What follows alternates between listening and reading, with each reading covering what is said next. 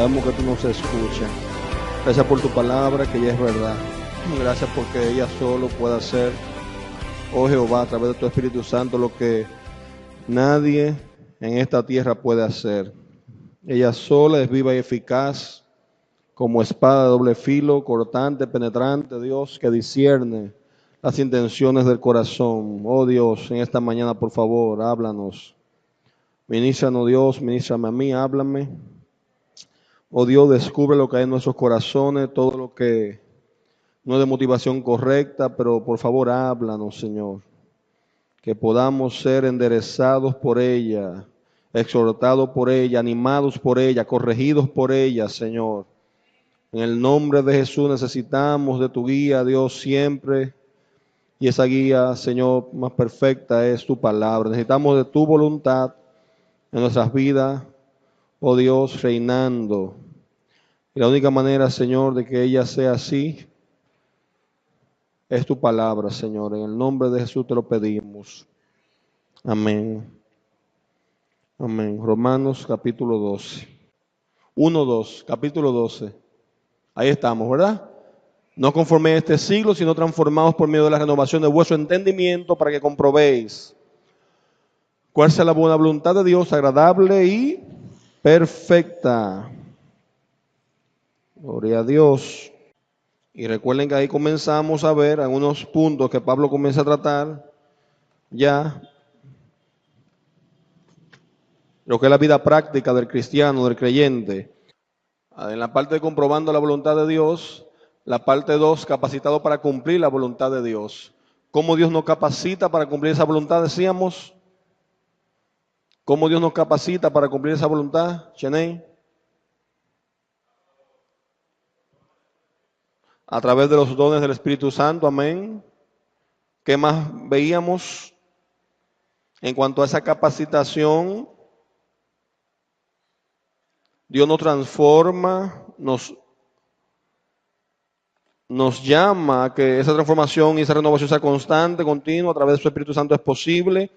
Y como creyente entonces transformado, que debemos de buscar la voluntad de Dios, el Espíritu Santo también nos dota para cumplir con esa voluntad, nos capacita.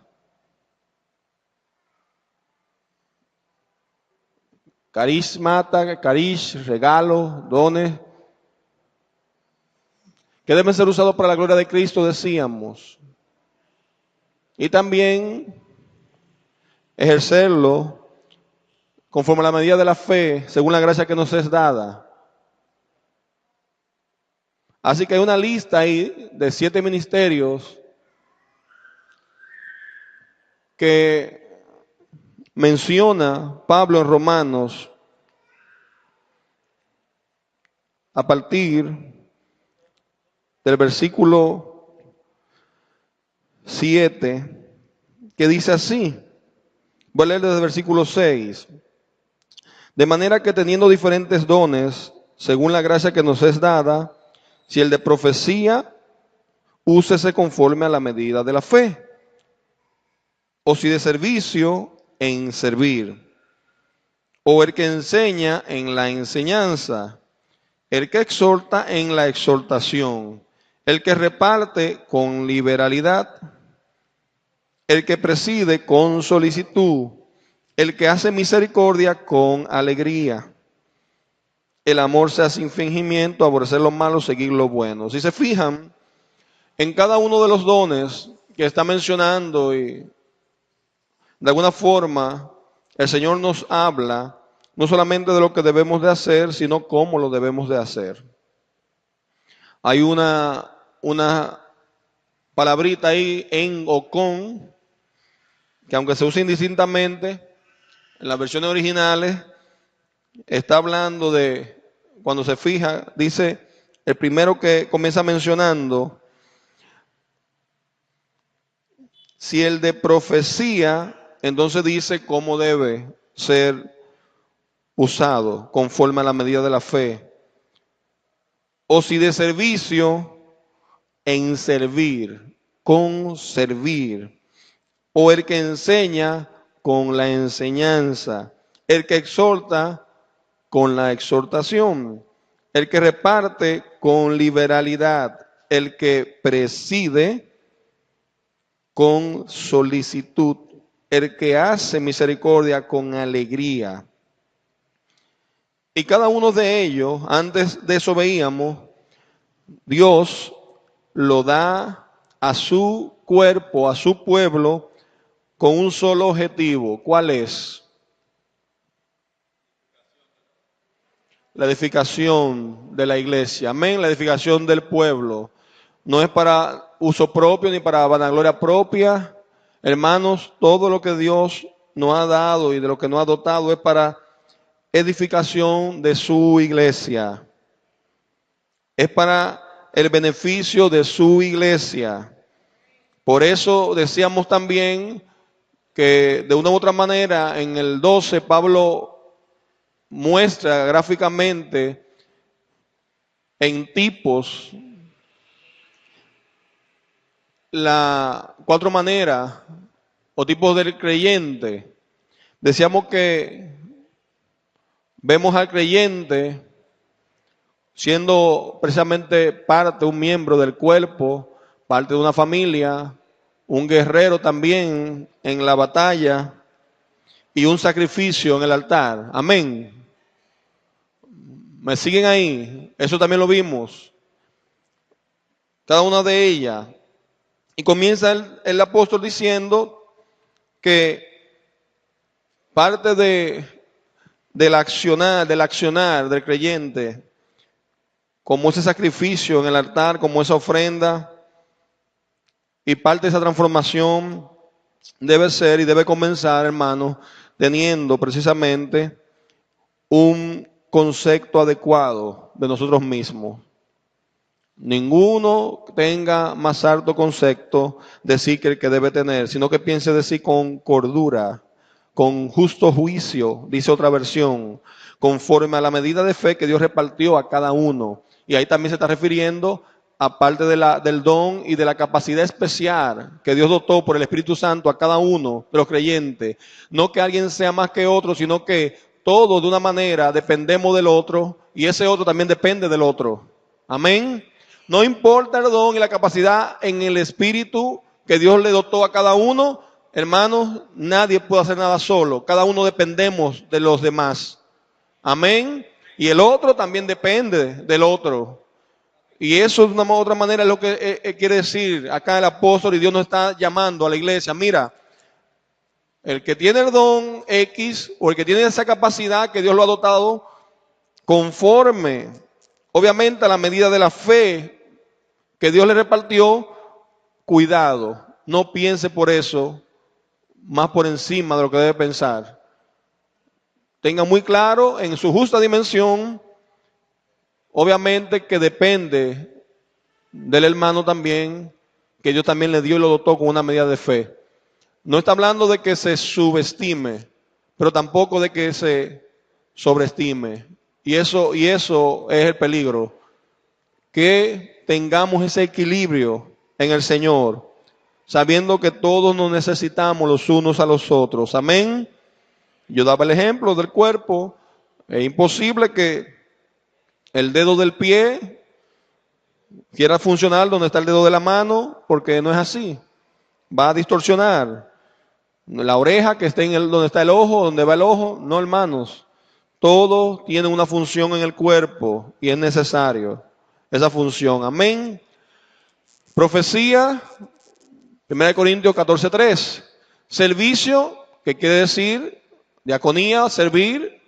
Enseñanza, según lo que vimos en 2 Timoteo 2:1-2. Cuando Pablo le daba a Timoteo la instrucción, ¿verdad?, de transmitir lo que había oído de él. Listo, solamente eso, ni más ni menos. Lo que había oído de él. Señores, y después él decía, mira, encarga eso a hombres idóneos que puedan hacer eso mismo. No a cualquier persona, a hombres idóneos que puedan transmitir ese mensaje. ¿Por qué Pablo lo hace tanto énfasis, hermanos? Recuerden que el mismo Pablo, siendo lo que era el apóstol Pablo, cuando él recibe la revelación, él en Hechos y en Gálatas vemos que él dice, mira, este evangelio yo no lo recibí de hombre, lo recibí por una revelación. ¿Y sabe lo que él hace? Cuando le explica a ellos, lo recibió con una revelación, duró 3 años y subió a Jerusalén. A los apóstoles que estaban en la iglesia en ese tiempo. A Cefa, a Jacobo. ¿Y qué dice él? Subí para explicarle en privado. Hay muchos eso lo vinculan con lo que pasa 14 años después. Él subió a explicarle en privado el evangelio que estaba predicando. Increíble. Pablo recibe un evangelio y sabe que lo recibe del Señor. Dice, mira, nosotros no me lo reveló ningún hombre. Él podía decir, uy, esto lo recibí yo de Dios, esta fue la última revelación y arrancar por ahí. Y él dice, no. Él sube a Jerusalén, se sienta con los apóstoles que eran columnas, le han llamado columnas de la iglesia en ese tiempo, y comienza a decirle, mira, lo que yo recibí, y le explica el evangelio a ellos. Y ahí dicen, bueno, mira, si tú recibiste eso, el evangelio de la circuncisión, a ese grupo, y ellos dicen que validaron, obviamente, lo único que le dijeron, obviamente, un consejo, le dijeron, solamente recuérdate de los pobres. No te olvides de los pobres. Hermano, y era Pablo. Y fue, fíjense la humildad de este siervo, se somete precisamente a lo que eran en ese momento columna de la iglesia y le dice, mira cuál es el evangelio que yo recibí. ¿Estoy correcto o no estoy correcto? Sí. Y comienza a predicar entonces la palabra. Búsquelo, eso está en Gálatas, en Hechos. En Gálatas 1, hay muchas citas ahí que validan esa parte. Si él hubiera pensado, dice en Gálatas capítulo 1, no que haya otro evangelio, sino que hay algunos que os perturban y quieren pervertir el evangelio de Cristo. Mas si aún nosotros o un ángel del cielo os anunciar otro evangelio diferente del que os hemos anunciado, sea anatema. Como antes hemos dicho, también ahora lo repito, si alguno os predica diferente evangelio del que habéis recibido, sea anatema. Pues, ¿busco ahora el favor de los hombres o el de Dios? ¿O trato de agradar a los hombres? Pues si todavía agradara a los hombres, no sería siervo de Cristo. Mas os hago saber, hermanos, que el evangelio anunciado por mí no es según hombre. Pues yo ni lo recibí ni lo aprendí de hombre alguno, sino por revelación de Jesucristo. Entonces está diciendo, mira, yo lo que recibí, el evangelio que recibí no fue por ningún hombre. Lo recibí por revelación de Jesucristo. Pero cuando agradó a Dios, que me apartó desde el vientre de mi madre y me llamó por su gracia, revelar a su Hijo en mí, para que yo le predicase entre los gentiles, no consulté enseguida con carne y sangre, ni subí a Jerusalén a los que eran apóstoles antes que yo, sino que fui a Arabia y volví de nuevo a Damasco. Después, pasado 3 años, subí a Jerusalén para ver a Pedro y permanecí con él 15 días. Pero no vi a ningún otro de los apóstoles, sino a Jacobo, el hermano del Señor. En esto que os escribo, he aquí adelante de Dios que no miento. Después fui a las regiones de Siria y de Cilicia, y no era conocido de vista las iglesias de Judea, que eran en Cristo. Solamente oían decir, aquel que en otro tiempo nos perseguía, ahora predica la fe que en otro tiempo asolaba. Después, pasado 14 años, subí otra vez a Jerusalén con Bernabé, llevando también conmigo a Tito. Pero subí según una revelación. Y para no correr o haber corrido en vano, expuse en privado a los que tenían cierta reputación el evangelio que predico entre los gentiles. Mas ni aun Tito, que estaba conmigo, con todo dice griego, fue obligado a circuncidarse. Hermanos, él está explicando por qué lo hizo y qué fue el procedimiento que él agotó, teniendo la revelación del Señor, de ese evangelio, y aún mire lo que hace. Eso lo hace una persona que no tiene, obviamente, más alto concepto de sí mismo que el que debe tener. Tiene un concepto equilibrado. Porque créame que él pudo haber dicho, no, esto yo estoy claro que lo recibí de Jesucristo, fue una revelación y me voy por ahí, yo soy un apóstol. No tengo que pedirle y rendirle cuenta a nadie. No, hermanos. Y a mí me encanta en esta parte, mire, y tiene que ver mucho con el comportarnos como creyentes. Recuérdese algo, en Primera de Juan habla también de probar los espíritus. a ver porque hay espíritu de error, a ver de dónde provienen. Y eso es muy delicado porque a veces nosotros, justificando que fue el Espíritu Santo, que fue el Espíritu que nos dijo, que nos habló y que cometemos muchos errores.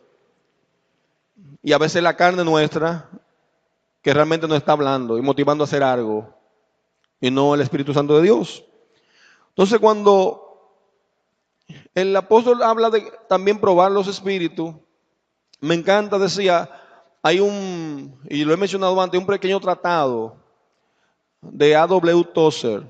Es finito, son 21 páginas, pero increíblemente valioso, que habla de 7 maneras de discernir los espíritus cuando provienen de Dios y cuando no provienen de Dios.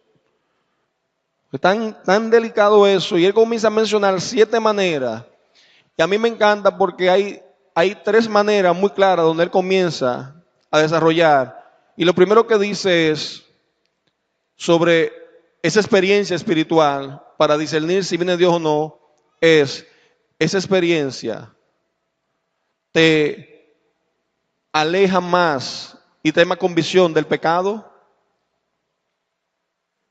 Si te aleja más del pecado y te da más convicción del pecado, viene de Dios. Iglesia. 2, dice esa experiencia y lo que tú estás recibiendo del Espíritu, disciérnelo, te humilla más a tu persona y eleva más a la persona de Cristo, viene de Dios. ¿Va bien? Te rebaja más a tu persona, al yo, y eleva a la persona de Cristo, esa experiencia viene de Dios, posiblemente. 3, esa experiencia, sigue diciendo, si es de un espíritu correcto y es del Espíritu Santo de Dios, te aumenta y te genera mayor amor por su palabra, mayor celo, mayor amor por su palabra, viene de Dios. Disciernen los espíritus. Discernamos los espíritus, hermano. Y sigue así desarrollando 7 maneras en las que bíblicamente tú puedes ver cuando, obviamente, eso que tú estás sintiendo o escuchando interiormente, realmente no viene de tu carne, ni de tu voluntad, sino de la de Dios. Increíblemente, usted ve muchas personas, y ahí vuelvo a lo mismo del domingo pasado, llamados profetas o muchas profecías que se han dado, que tú analizas punto a punto cada palabra, incluso muchas canciones que hoy se cantan y que usted escucha en la radio, esas famosas canciones y alabanzas de mucha gente que es reconocida, y cuando tú la escuchas y tú comienzas a hacerle este test y comienzas a evaluar, ven acá, eso humilla más a mi persona y eleva a la persona de Cristo. Entonces ahí usted comienza a ver, está como raro. Esa palabra que tú has escuchado y esa persona, un supuesto profeta, pastor, quien fuera, eso me da más convicción de pecado y me aleja del pecado, o realmente lo que está haciendo es elevando mi orgullo y la vanagloria del hombre. Entonces usted dice, ahí usted dice, y va discerniendo. Si los dones espirituales son para la edificación de su iglesia y para la gloria de Cristo, entonces debe traer consigo, sí y solo sí, la gloria de Dios y la edificación de su iglesia, no otra cosa. Y ahí daba el ejemplo de Josué capítulo 9, ahí nos quedamos, de la astucia de los gabaonitas, cuando leíamos cómo esos vecinos del pueblo de Dios comenzaron a introducirse, ellos muy sabiamente, la palabra que utiliza el verso es astucia, con astucia, hermano. ¿Y qué es astucia? Astucia es obtener algo por una vía incorrecta, de manera mañosa. Así mismo, literalmente, de manera mañosa. Ese es un astuto, es un mañoso. Miren, y vemos cómo entonces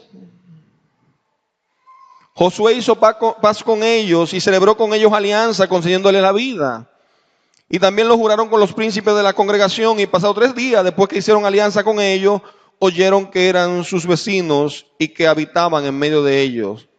Y salieron los hijos de Israel y al tercer día llegaron a las ciudades de ellos, y sus ciudades eran Gabaón, Cafira, Berot y Kiriath-jearim. Y no los mataron los hijos de Israel por cuanto los príncipes de la congregación le habían jurado por Jehová, el Dios de Israel, y toda la congregación murmuraba contra los príncipes. Esto haremos con ellos, dijeron luego de consultarse. Le dejaremos vivir para que no venga ira sobre nosotros por causa del juramento que les hemos hecho. Dijeron pues de ellos los príncipes, dejadlo vivir. Y fueron constituidos leñadores y aguadores para toda la congregación, concediéndole la vida según les habían prometido los príncipes. Ahora pues, dijo Josué, malditos sois, y no dejará de haber entre vosotros siervos y quien corte la leña y saque el agua para la casa de mi Dios. Y ellos respondieron a Josué y dijeron, como fue dado a entender a tus siervos que Jehová tu Dios había mandado a Moisés su siervo, que os había de dar toda la tierra, y que había de destruir a todos los moradores de la tierra delante de vosotros, por esto temimos en gran manera por nuestras vidas a causa de vosotros, hicimos esto. Ahora pues, henos aquí en tu mano, lo que te pareciera bueno y recto hacer de nosotros, hazlo. Y él lo hizo así con ellos, pues los libró de la mano de los hijos de Israel y no los mataron. Y Josué los destinó aquel día a ser leñadores y aguadores para la congregación y para el altar de Jehová en el lugar que Jehová eligiese, lo que son hasta hoy. Y yo le decía, según la palabra también de 2 de Tito 1:6, 2 de Timoteo, 1:6, es peligroso tratar de servir al Señor con dones que no ha dado y en un lugar que Dios no nos ha ubicado. Y lamentablemente, y la palabra también nos advierte de eso, de muchos hombres hoy en día, hay muchas personas que iban a hacer alarde, iban a hacer mención de incluso cosas que no, Dios mismo no le ha dado. Iban a hacer, iban a tener apariencia de piedad, pero y muchos que han usado, lamentablemente, el Evangelio de Dios y han usado incluso muchas veces a la iglesia para beneficios personales y como un medio de subsistencia. Escuché una vez a un pastor diciendo, por algo que escuchó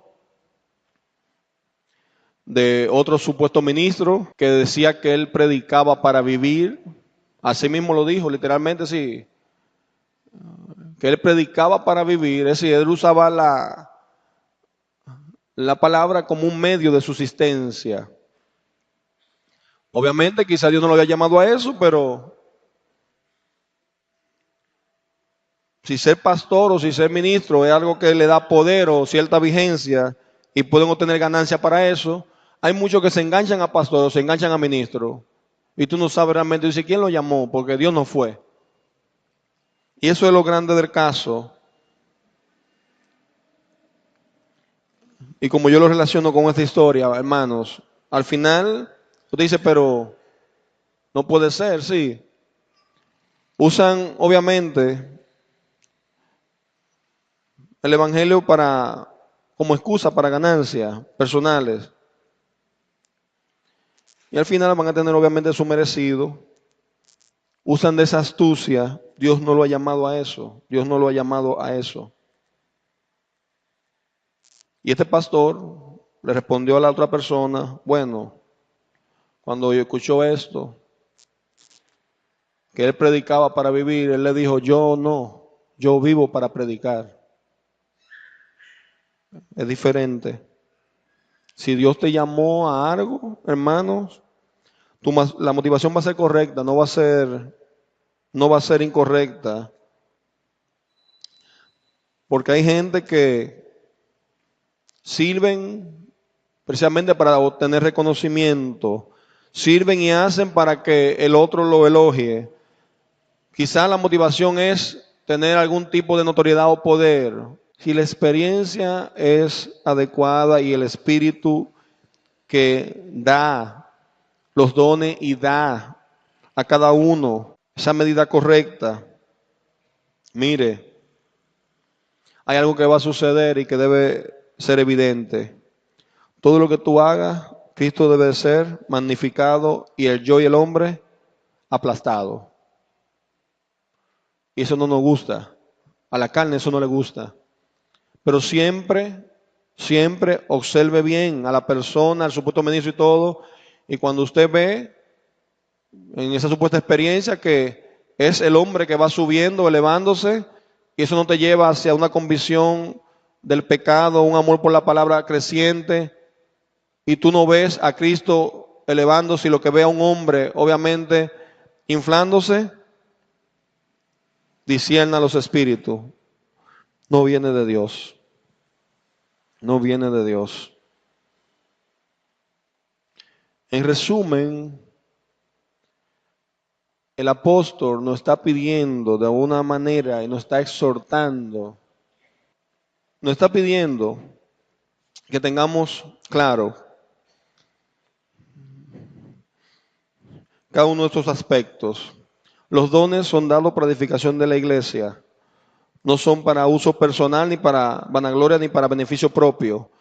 2, eso nos lleva a pensar en que no importa el don, lo que Dios te ha dado y regalado y concedido, tú debes seguir pensando con cordura, con el correcto concepto de ti mismo que el que debe tener. Todos nos necesitamos los unos a los otros. Debemos pensar con cordura. Debemos pensar con cordura, ¿por qué? Porque esos dones y lo que tenemos hoy, nada nos corresponde ni nos pertenece, todo ha venido de Dios.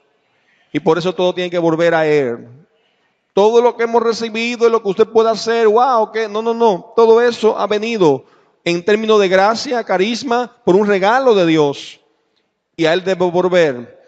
Hay una diferencia aquí entre muchos dones y talentos también que Dios ha dado a toda la humanidad, a muchas personas. Y que vemos que usted ve por ahí que dice, wow, qué talento tiene ese muchacho, esa persona. Pero ojo ahí, la diferencia de eso es que esos talentos, que son talentos y dones comunes, naturales, no son para edificación de su iglesia. ¿Ok? Son dones o talentos que personas lo tienen nato de nacimiento, como dicen, y la persona dice, wow, pero tiene una habilidad tremenda para tal cosa o para aquello, para lo otro. Estos dones son una capacitación especial del Espíritu Santo para su iglesia. Para su iglesia. Para su iglesia. Los dones espirituales deberían determinar también nuestras prioridades. Aquí este resumen, antes de pasar al otro punto. La doctrina de los dones espirituales es tanto básica como crucial para nuestra experiencia cristiana. Solo una mente renovada puede entender lo concerniente a los dones espirituales. La lista de los dones espirituales, ahí lo vimos en Efesios, en Primera de Pedro, en Primera de Corintios y en Romanos. Y por último, los dones espirituales deberían determinar nuestras prioridades.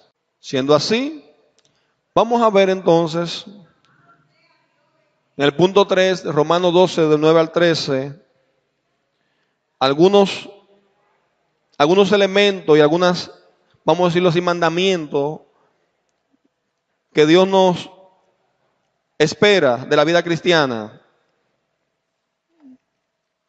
capacitándonos para cumplir la voluntad de Dios. Ahora, ¿cuál es o debería ser parte de esa voluntad de Dios manifestada en nosotros o comprobada, ¿verdad?, en nuestro vivir? En Romanos capítulo 12, del 9 al 13 dice, el amor sea sin fingimiento, aborrecer lo malo, seguir lo bueno, amaos los unos a los otros con amor fraternal. En cuanto a honra, prefiriéndonos los unos a los otros. Vuelve de nuevo el punto. En lo que requiere diligencia, no perezosos, fervientes en espíritu, sirviendo al Señor, gozosos en la esperanza, sufridos en la tribulación, constantes en la oración, compartiendo para las necesidades de los santos, practicando la hospitalidad. Hay, entre el 9 y el 13, hermano, 12 deberes o reglas de la vida cristiana que lo menciona ahí. Y vamos por favor a ver bien, punto a punto en la palabra. Hay 12 deberes o reglas de la vida cristiana que el Señor nos está dejando y nos está mostrando. Versículo 9.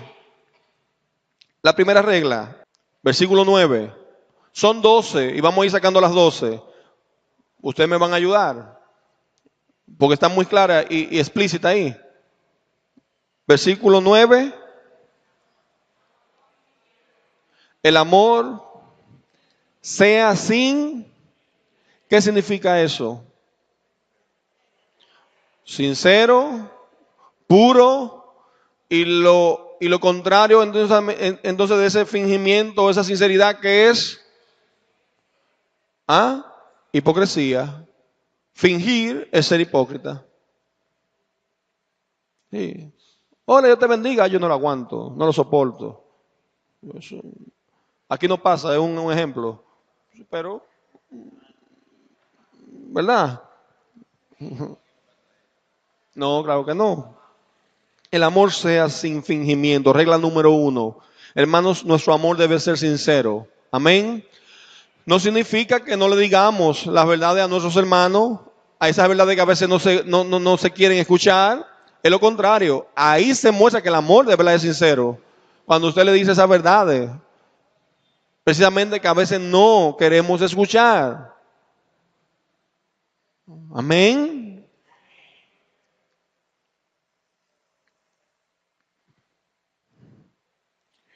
Nosotros muchas veces, quizá no queremos decirlo, pero hermano, si usted ama a su hermano y ese amor es sincero, debe, claro, en amor, con misericordia, decirle la verdad a su hermano, aunque no nos guste. Nosotros lo hacemos con nuestra pastora a cada momento. Aunque no le guste, tenemos que decírselo, porque la amamos. No, usted lo hizo mal, por esto, esto y esto. Entonces, ustedes pues no saben el cuento, pero a los que son más nuevos, y nosotros siempre bromeamos con eso, pero ahí, una vez, Winton, no sé si te recuerda, o son de más tiempo, pasó un borracho que todavía anda por ahí,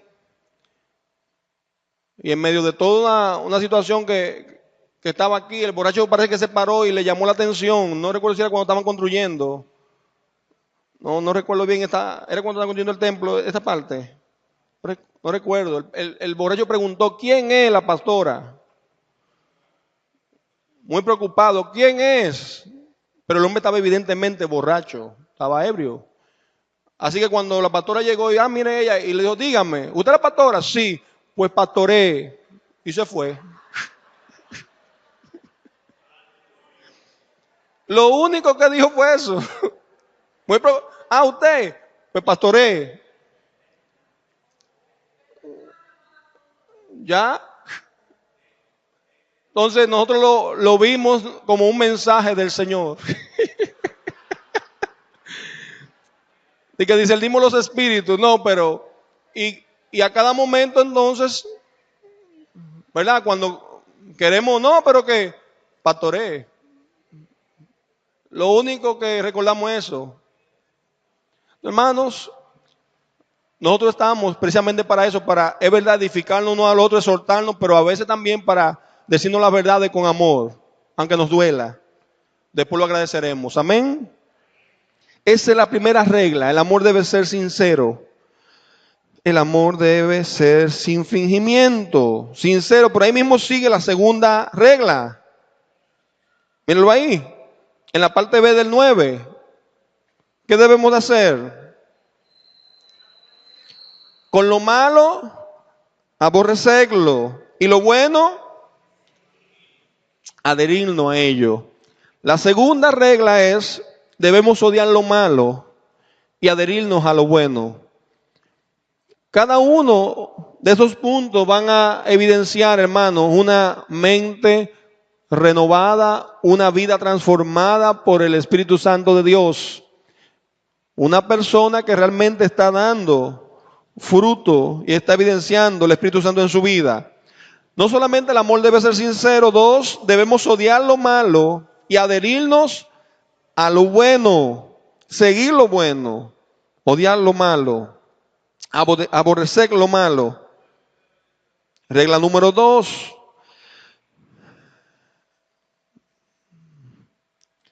¿Usted conoce a personas que aman lo malo? Claro, muchísimo. Todo el que, hermano, no es de Cristo, aunque usted no lo vea, el corazón es muy engañoso, está pegado a lo malo. Nuestra naturaleza carnal, humana, pecaminosa, mala, hace que amemos lo malo si no estamos en Cristo. 3.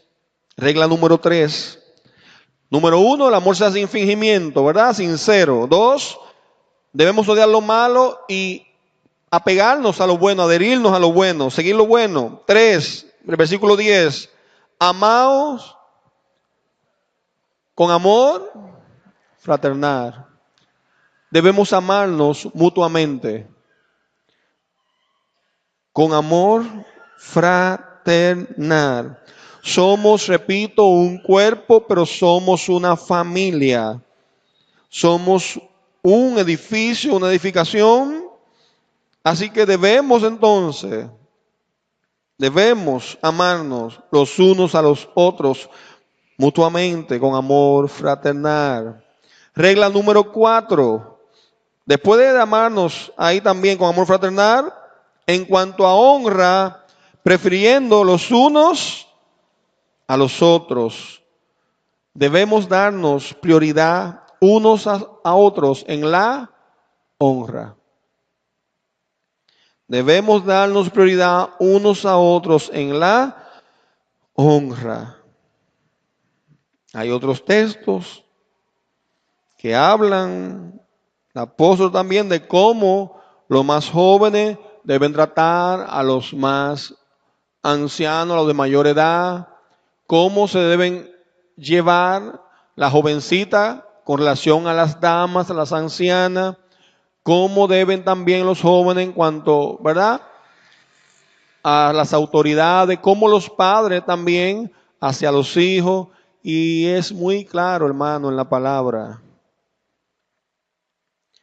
Hoy parece que eso no existe. Y eso es parte precisamente de honrar. En cuanto a la honra, dando prioridad unos a otros.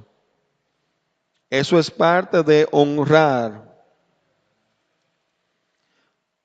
De nada vale que hoy estemos, ay, mamita, felicidades, mamita linda, querida, y la madre, y la madre, y la madre, y la madre, y uy, felicidades y todo, y flores, y rosas y demás, y mañana, y pasado, el año entero, usted sea un irrespetuoso, irresponsable y desobediente. No, no es un asunto de un día, es un asunto de toda la vida. Amén, hermanos. Jóvenes, la honra se demuestra siempre, no es un día. De hecho, dicho esto, le digo que por eso no voy a regalar hoy. No, mentira. Así que, qué excusa. No, pero hay un tema, señora, ahí, porque hoy se ve demasiado, lamentablemente, irrespeto y falta de honra y de trato, incluso con la misma familia y con gente cercana, hermanos. Pero nosotros somos una familia espiritual también. Debemos honra. Sí. Hay personas acá que no importa.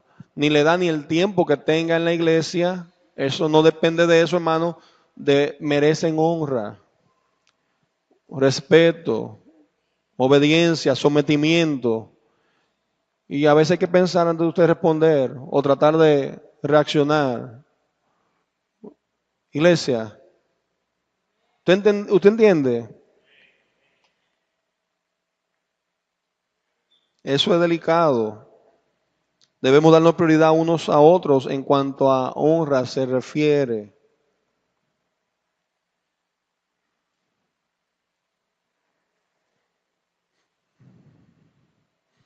Dios nos ha dotado de muchas personas valiosas, muchos hermanos valiosos. Hermanos, así que reconozcamos correctamente y honremos a nuestro hermano.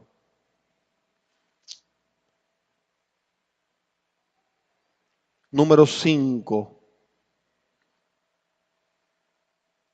En cuanto a honra, dice el 4, prefiriéndonos los unos a los otros. 11. En lo que requiere diligencia, no perezosos.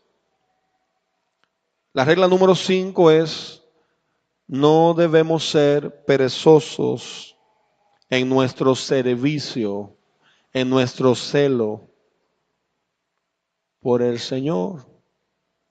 ¿Qué es ser perezosos? Aragán.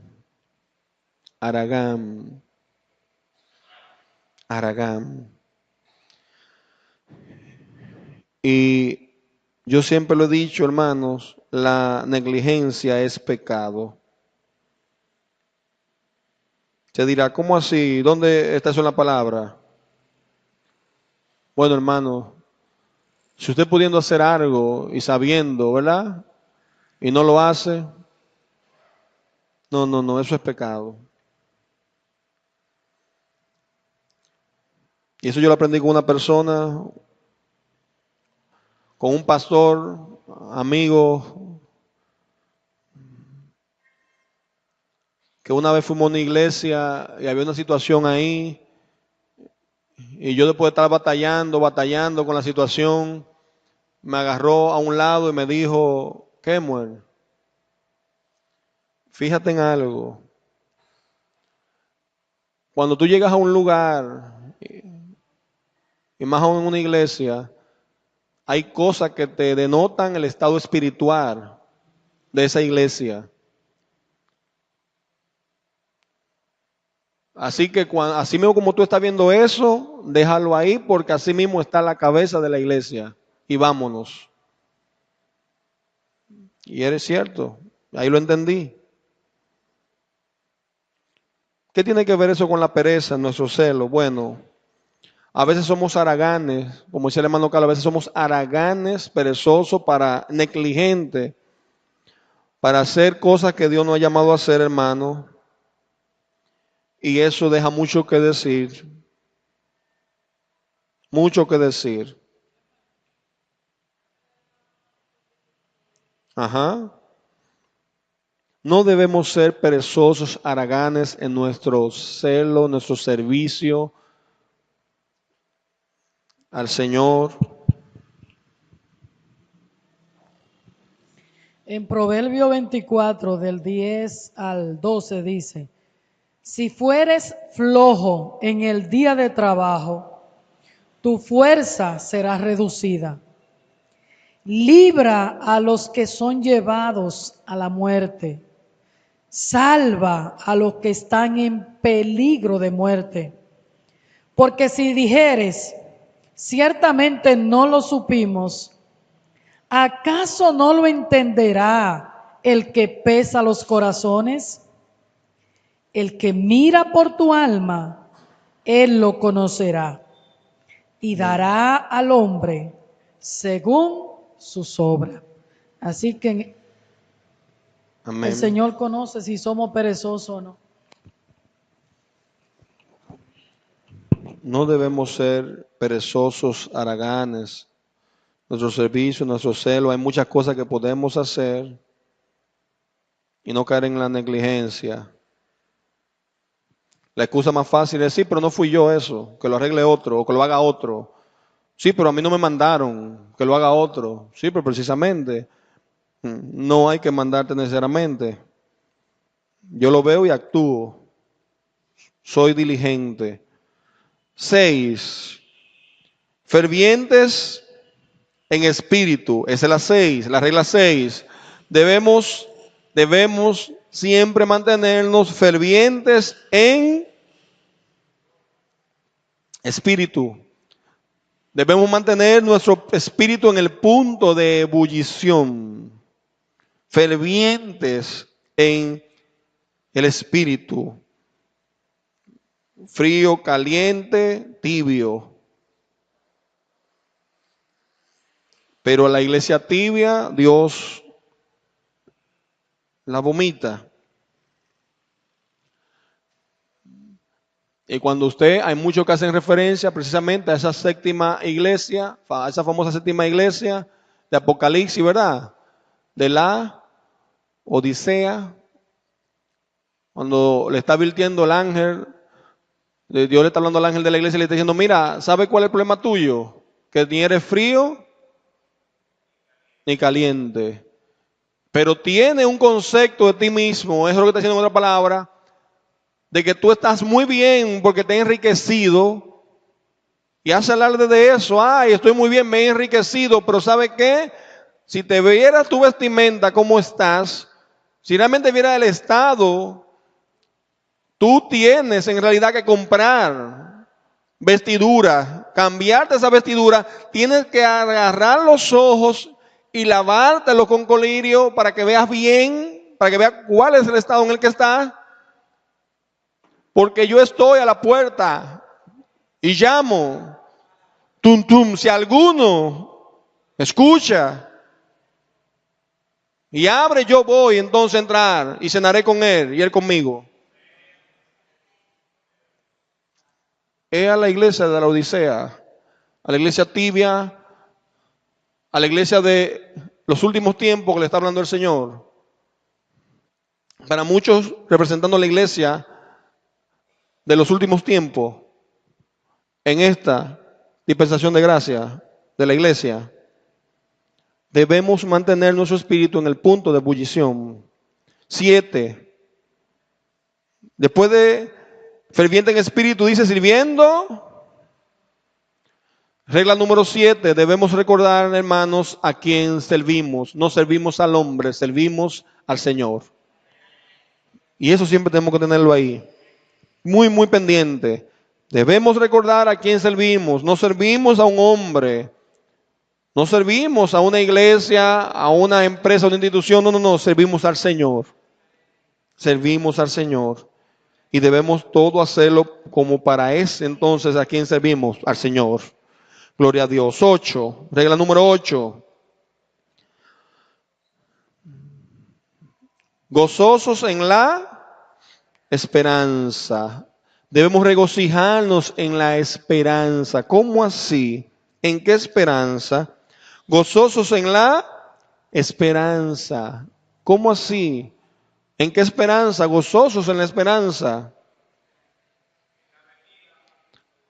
Amén. Maranata, Cristo viene. Nos vamos a encontrar con Él. Aunque estemos viendo y ahora pasando lo que estamos pasando, estamos gozosos en la esperanza. Ese gozo no lo puede quitar nadie, porque esa esperanza es una esperanza gloriosa y una esperanza que no depende de nada en esta tierra, depende del Señor, de Dios. Nadie nos la puede quitar, nadie nos la puede arrebatar. Gozosos en la esperanza. Debemos regocijarnos en la esperanza. 9. Sigue diciendo sufridos en la tribulación. Debemos enfrentar las tribulaciones con paciencia. Debemos ser pacientes, hermano, y enfrentar las tribulaciones con paciencia. Regla número 10. Ahí sigue diciendo, constantes en la debemos perseverar en la oración. Debemos perseverar en la oración. Somos gozosos en la esperanza, sufridos en las tribulaciones, pacientes en esas tribulaciones, y ahora nos dice la palabra, también debemos perseverar en la oración. Debemos ser constantes en la oración.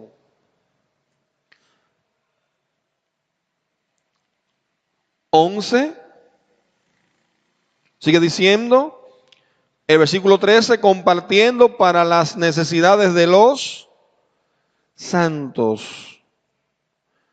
Debemos compartir con los necesitados. Compartiendo para las necesidades de los santos. Esa es otra también regla práctica de vida cristiana. Debemos compartir para las necesidades de los santos con los necesitados. Siempre vamos a tener necesitados en medio nuestro.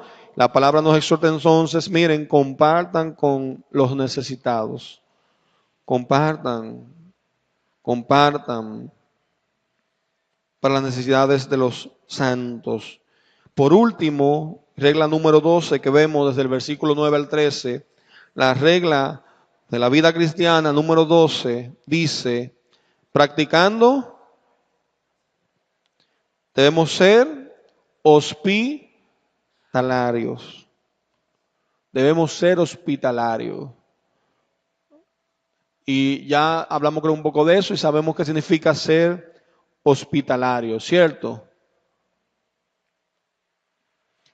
Eso habla de hospedar a otros, de recibir a otros. Eso también es parte de lo que nos habla la palabra entre el versículo 9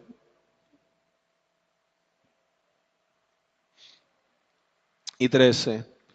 El amor debe ser sincero. Repito las 12 reglas de la vida cristiana que nos habla acá la palabra en Romanos. Debemos odiar lo malo y adherirnos a lo bueno. Debemos amarnos mutuamente. Debemos darnos prioridad unos a otros en la honra. Debemos darnos prioridad unos a otros en la honra. No debemos ser perezosos en nuestro celo, en nuestro servicio al Señor, sino que debemos ser diligentes, hermanos, diligentes, no ser haraganes. Debemos mantener nuestro espíritu en el punto de ebullición, fervientes en el espíritu. Debemos recordar a quién servimos. Servimos al Señor. Debemos regocijarnos en la esperanza. Debemos enfrentar las tribulaciones con paciencia. Constantes en la oración. Debemos perseverar en la oración. Debemos compartir con los necesitados. Y por último, debemos ser hospitalarios. Ese es Cristo y nosotros debemos ser como Él. Ahí están las reglas. Señor, te damos gracias en esta mañana por tu palabra. Oh Jehová, ayúdanos, Señor. Jehová, y revélate cada día en nuestras vidas, Señor, como tú quieres. Señor, hablarnos, revelarte para que vivamos, Señor, conforme, Dios, a la esperanza gloriosa a la que tú nos has llamado, mostrando, Dios, Padre, cada uno de estos puntos, Señor, en nuestra vida cristiana. Oh Jehová, ayúdanos. Ayúdanos a ser la iglesia que tú esperas que seamos. Por favor, Señor. Sigue tú haciendo la obra que solo tú puedes hacer en cada uno de nosotros. Oh Dios, estamos esperanzados, Señor, Padre, y seguros de que el que empezó la buena obra la terminará. En el nombre de Jesús. Amén. Amén.